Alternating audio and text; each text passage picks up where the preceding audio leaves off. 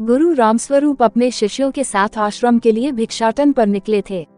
वो अपने गुरुकुल में भोजन की व्यवस्था भिक्षा मांग कर ही किया करते थे। जब वह एक कस्बे से दूसरे कस्बे की ओर जा रहे थे तो रास्ते में उन्हें खेत बधार मिलने लगे।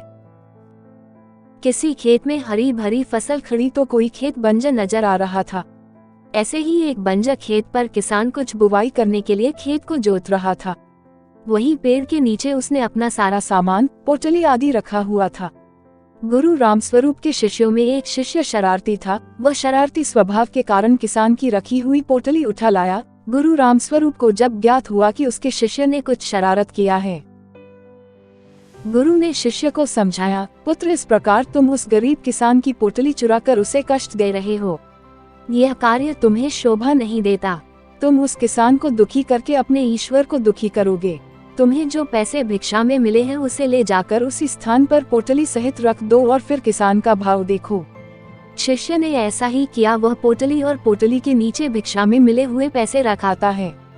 गरीब किसान काफी दिनों से परेशान था। उसके घर में उसकी माता की तबीयत खराब थी। दवाई के लिए कुछ प्रबंध नहीं हो पा रहा था। जब किसान खेत का काम निपटा कर बैठा और उसने अपनी पोटली उठाकर देखी तो उसके नीचे कुछ पैसे थे। उसने इधर उधर देखा किंतु कोई नजर नहीं आया।